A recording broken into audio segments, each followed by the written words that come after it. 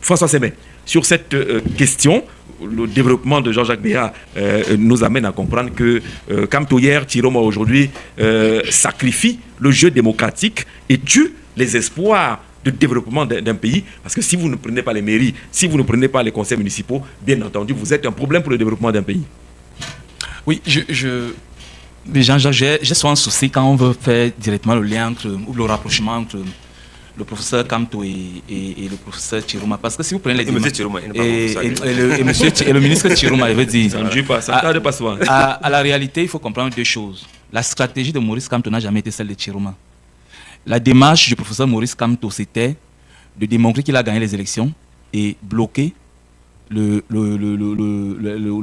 fonctionnement de la République, dans les institutions, afin que sa victoire soit reconnue au niveau international. Et puis, mais c'est en cela, c'est au bout, c'est pendant qu'il posait ses actes qu'il a été happé et mis en prison. Ça, il faut le comprendre, avec ses compères. Mais maintenant, dans la démarche du président Chiroma, après les élections, il s'est toujours déclaré vainqueur, mais il y a eu une chose, lui il allait vers la démarche, sa stratégie c'est les villes mortes. Et dans les villes mortes, ça suppose qu'il voulait toujours faire peut-être blocus, mais sauf que c'était différent. Là, le professeur Kamto lui utilisait les marches et autres, mais là, Chiroma était dans les villes mortes. Et les villes mortes ont apporté quoi? Fatalement. Lequel des Camerounais peut indiquer qu'au 3e jour des villes mortes, il voulait encore rester chez lui? Puisque nous ne sommes pas un pays structuré économiquement, nous n'avons pas de réserves à la maison, nous avons des difficultés à tenir même le ménage au quotidien, à faire bouillir la marmite. Donc ce n'était pas une stratégie viable, ça n'a pas été bien pensé. De croire qu'avec les villes mortes, il pouvait tenir. Ça, c'est la première chose qu'il voulait, et la nuance qu'il voulait apporter. Mais maintenant, peut-être parce qu'il était deuxième, et l'autre était aussi deuxième, comme passe souvent qu'il y a un rapprochement. Là, ça c'est deux deuxièmes. Et maintenant, à ne pas participer avec Kamto, il y a autre chose. C'est que Kamto avait quand même avait quand même une organisation qui était quand même territorialement installée, ou bien avait un bon ancrage par rapport à Chiroma. Chiroma, c'est un déploiement purement populaire.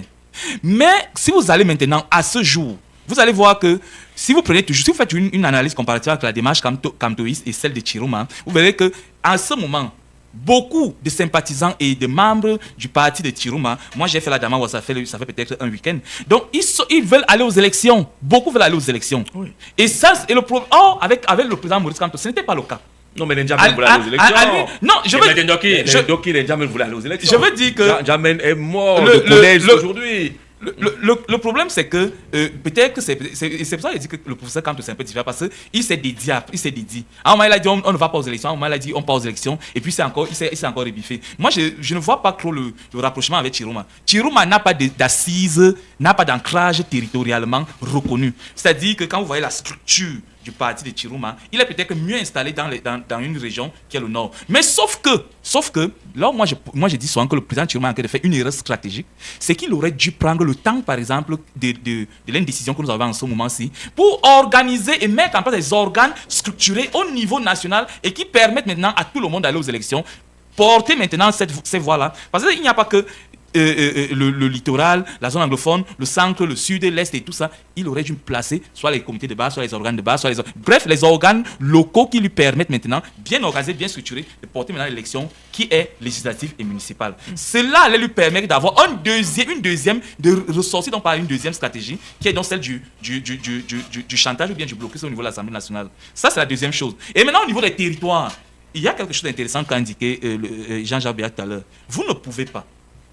Nous sommes dans un pays et nous avons un système de gouvernance à deux volets. Il y a la déconcentration et il y a la décentralisation. Vous ne pouvez pas perdre tout un pan de la gouvernance qui concerne la décentralisation pour aller vous attacher uniquement à une espèce de management qui sera centralisé sur Yaoundé. Cela suppose donc que si vous lisez ça en toile de fond, le message en arrière-plan veut dire que Chiroma n'est pas d'accord avec la décentralisation. D'accord. Oh, bon, allez-y. Martial, au téléphone, bonjour.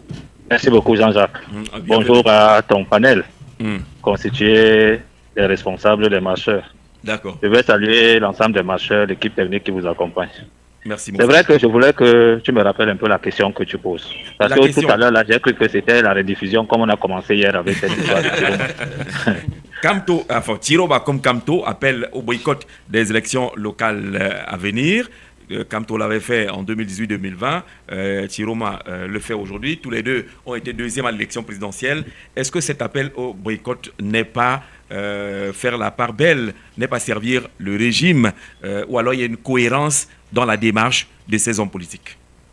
Bon, Daniel a dit hier que nous aimons parler des choses qui ne nous concernent pas.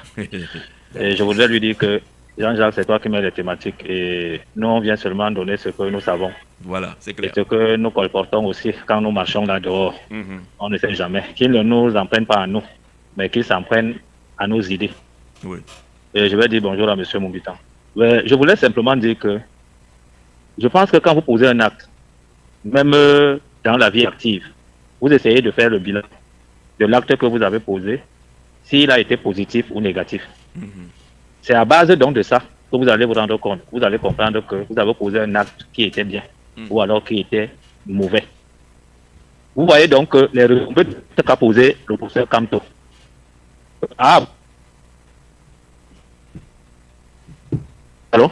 Oui, on t'écoute. Voilà. Vous voyez donc que l'aboutissement des actes qu'il a posés ont permis ici à ce que il commence à chercher à s'accrocher déjà sur un parti politique pour revenir à la présidentielle. 2, pour nous entourlouper avec l'histoire du mandat impératif qui véritablement lui-même savait que ça ne peut pas donner et qui nous a permis ici de voir un peu l'incohérence de l'homme. Parce que dans ses multiples sorties, il a quand même démontré au départ, aux sorties de cette élection, que la politique de la chaise vide n'était pas bien et que ça ne payait véritablement pas.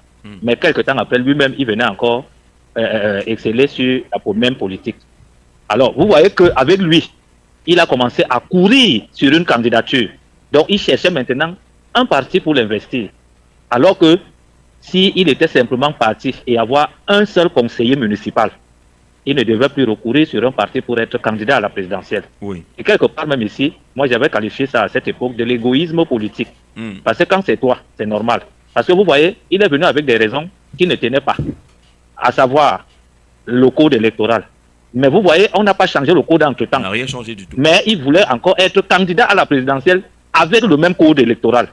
Alors on s'interroge à ce niveau-là. Pourquoi toi et pas les autres? Alors qu'on parle ici des élections locales. Donc la deuxième des choses, c'est de l'égoïsme politique, comme vous l'avez dit. Oui, l'égoïsme politique. D'accord. La deuxième des choses, quand nous regardons le ministre Chiroma, non, qu'il ne croit même pas que lui il est trop fort. Il a simplement bénéficié ici de l'absence du professeur Maurice Kamto aux élections pour maintenant porter derrière lui l'ensemble de tous ces partisans-là qui pouvaient plébisciter le professeur, mais qui ont dit on va quand même aller vers un mauvais risque. Et ils sont, ou alors un meilleur risque. Ils sont donc allés vers Chiroma. Il est devenu deuxième. Maintenant, là où lui il est, je vais aussi le qualifier d'égoïste. Parce que non pas il n'est pas au pays. Parce que l'autre était au moins au pays et il avait même fait la prison. Mais lui, il n'est pas au pays. Mais c'est de là où il est qui demande aux gens de ne pas participer aux élections. Alors que je m'aurais attendu que lui, comme leader d'un parti politique, il décida comme ça tout simplement de donner la passe à quelqu'un pour l'investiture ou pour signer les investitures des uns et des autres, pour qu'au moins son candidat aille aux élections, même si lui-même il n'est pas là. Parce que Jean-Jacques, le président, a 7 ans. Et après les 7 ans, on pourra encore aller à une élection présidentielle.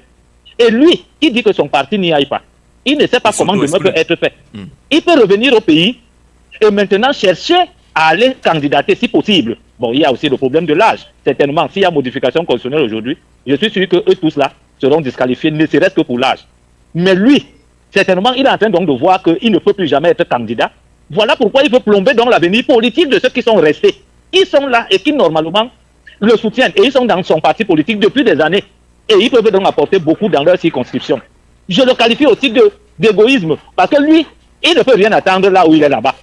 Mais au moins ses partisans ici, ne serait-ce que même dans les nominations. Vraiment. Hormis ça, il y a quelqu'un hier sur le plateau qui vous a rappelé que il y a quand même actuellement ces députés, ces maires quelque part. Et eux aussi veulent encore rebriguer à ces mandats-là. Absolument. Comment est-ce qu'ils voudraient donc les disqualifier alors qu'eux, ils n'ont rien à voir avec sa victoire volée, entre guillemets, que lui réclame chaque jour. Non, moi je pense que la politique, c'est aussi donner les chances à tout le monde. C'est donner aussi la liberté à chacun de pouvoir s'exprimer et de montrer ses capacités. Pour finir, vous savez que c'est là-dedans où les gens disent on fait nos places. C'est pas pour rien que tu commences à la base et certainement tu viens atteindre un certain niveau. Moi je me souviens de Feu Soundiok. À l'époque où il avait remplacé Augustin Frédéric Kodok au niveau de la députation. Parce que vous vous souvenez que quand le ministre Koungouedima avait dit au ministre Kodok et au ministre Obenlen que vous deux là, dans cette salle-ci, vous faites votre accolade devant moi et vous dites qu'il n'y a qu'un seul UPC. Les deux ont fait l'accolade, ils ont dit oui, juste pour les élections. Tendance titulaire, c'était Kodok et suppléant, c'était Henri Obenlen. Quand Kodok maintenant, on le nomme ministre, il veut cumuler le poste de ministre et député, on lui dit jamais, ça ne se passe pas. Les règles des textes ne prévoient pas ça. Pourquoi? Parce qu'il voyait derrière lui Soundiok. Et quand Soundiok devient député, il dit, même si je ne suis plus rien dans la vie, j'ai atteint mon niveau politique. Vous comprenez un peu?